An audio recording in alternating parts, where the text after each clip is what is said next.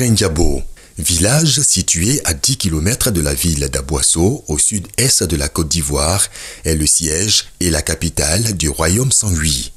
Reconnu pour son organisation sociale traditionnelle installée vers la fin du XVIIIe siècle, le village de Krendiabo est toujours fidèle à sa culture et à ses traditions. À Krendiabo, les Komians sont visiblement présents dans la gestion et la protection du patrimoine culturel. Ils continuent d'occuper une position stratégique.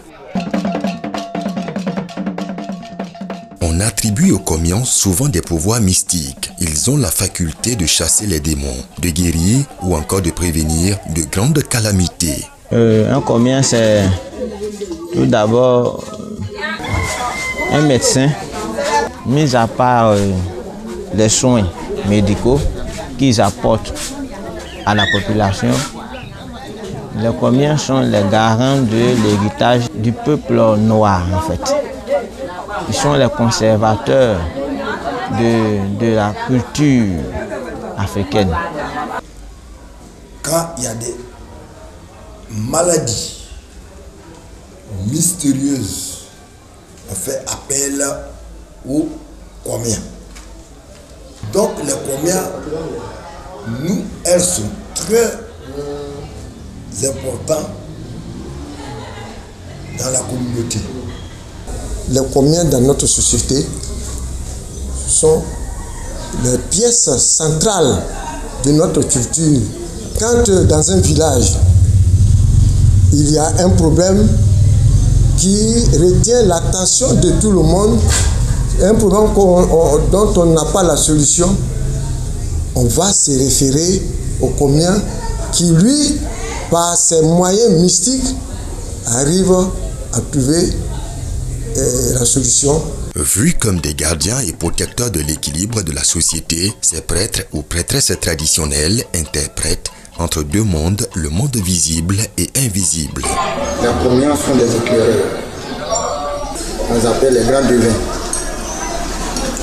Ce sont des personnes qui voient dans l'au-delà. Donc, eux, ils communiquent avec les êtres vivants que nous sommes, ils communiquent avec ceux qui sont dans l'au-delà. Ils communiquent aussi avec, comment dirais, nos génies protecteurs. Les esprits avec qui nous communiquons gèrent le quotidien de tout le monde, en fait. Tous ceux qui sont nés noirs ont des esprits dans leur famille, dans leur maison, en tout cas un peu partout sur eux. Voilà. D'autres même marchent avec des esprits, mais ils ne sont pas des Komiens. Mais le Komien, spécialement, quand il est là matin, quand il se lève, et il communique vraiment avec les esprits. Les esprits, c'est tout ce que nous avons tissé depuis les temps anciens, nos grands-pères. Et les génies avec qui nous communiquons sont aussi des êtres vivants aussi, qui disent un peu tout ce que on a besoin. Le style vestimentaire des Komians est particulier. Ils se distinguent des autres populations. Leur couleur est le blanc. Le kaolin ou léoulé est utilisé régulièrement pour badigeonner leur corps. Pour eux, le blanc est le symbole de la pureté, la couleur qui facilite la communication avec les divinités. Les esprits qui nous suivent en fait n'aiment pas l'impurité. C'est pour ça qu'on ne doit pas toucher les femmes qui sont en fait des menstrues. C'est pour cela qu'il y a des moments où ils viennent dormir avec nous pour nous porter assistance, le conseil et tout. Donc il faut vraiment la pureté autour de toi. Le blanc est le symbole de la paix. Et que ce qui doit porter ton cœur. En portant le blanc, tu dois te dire que ton cœur ne doit pas être noir. Il ne doit pas être vêtu de blanc à la surface et puis de noir à l'intérieur. C'est une couleur qui conseille en fait. Soigner les maladies, prévenir les malheurs. Les Komians interviennent dans tous les domaines selon le problème à résoudre. Chez nous, dans le groupe Akan, un homme qui est malade, la première des choses au village, c'est d'aller consulter un Komien qui lui communique avec tout le monde. Que ce soit les hommes, que ce soit comment on appelle, les esprits. Vous avez coupé une forêt. Cette forêt peut être hantée. Vous osez faire forcément un champ de café ou bien de cacao. Vous êtes malade, les combien peuvent décider que, attention, vous avez coupé votre champ là, il y a quelque chose qui ne va pas. C'est les combien qui peuvent détecter ce mal. Vous avez insulté quelqu'un, vous traversez une rivière, la personne pleure. La majorité des rivières que nous traversons sont hantées et c'est les combien qui peuvent décéder. Une maladie épidémique peut être dans le village, c'est les combien qui peuvent chasser. Les comians sont des collaborateurs du roi. En effet, ils sont sollicités pour la purification du village avant la grande fête des ignames.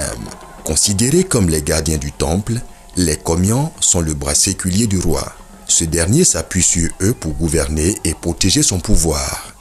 Attachés à la personne du roi en leur qualité d'éclaireur, les comians l'accompagnent lors des sorties publiques et sont consultés avant toute décision politique.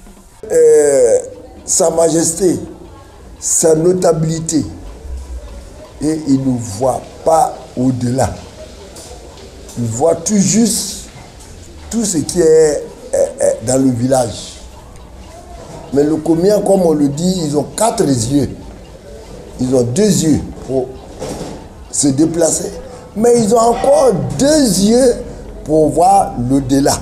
Mais jusqu'en Europe, partout dans le monde, ces rites sacramentels là sont toujours et existent un peu partout. En Europe, par exemple, on parle de francs-maçons. Et ce sont ces derniers-là qui accompagnent les dirigeants européens dans leur gouvernance. C'est comme ça aussi dans le royaume Akan, dans nos tribus africaines. C'est-à-dire que si le roi doit aller, par exemple, à la source sacrée pour purifier et lui-même et ses divinités du village, il va falloir que les comians l'accompagnent. À l'approche de la fête des ignames, les comians signalent les éventuels malheurs, les épidémies qui approchent ou les mauvais sorts jetés par l'ennemi. Leur danse de possession, l'Aoué, est exécutée pour conjurer les mauvais sorts, même faire tomber ou arrêter la pluie selon le besoin du moment.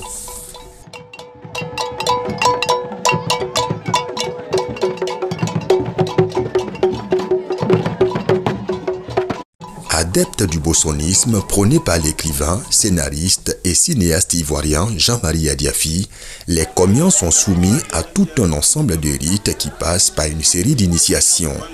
Ainsi, des comians possédant plus de 10 années d'expérience et ayant la qualité et le grade d'initiateur se chargent d'initier et faire intégrer les nouveaux comians dans la confrérie. Tout d'abord, pour devenir un comian initié, il faut subir plusieurs étapes d'initiation. Comme mon élève, vous allez voir un peu comment l'élève d'abord vient à son maître. Vous voyez un peu. C'est une personne qui est vraiment possédée, comme le mot l'insigne, par les génies. Les génies habitent en elle pour pouvoir communiquer aux humains sans un micro ou bien alors sans appeler quelqu'un par un téléphone portable. Il peut prédire, dire aux gens, voici ce qui arrive et tout consort. On envoie l'élève chez un initiateur qui a passé le dernier degré de l'initiation du comian pour pouvoir l'entraîner, l'amener à suivre ce totem, à lui donner la ligne de conduite qui ne devait pas être détruite, c'est-à-dire que suivre de près et de loin, l'enseigner pendant plus d'1 an et 2 ans. Cette mission est une mission divine. C'est une mission qui t'est donnée à sauver des vies humaines. Et toi-même, ta vie en dépend. Parce que si tu ne respectes pas les divinités et ce qu'ils disent, ton corps ne t'appartient plus. En ce moment précis, elle est vraiment en transe et est possédée par ces génies. Nous sommes obligés, le maître en question chasse tous les esprits qui peuvent voler qui peuvent assassiner, qui peuvent nuire à la vie de la population. Seul, interne. Tenez.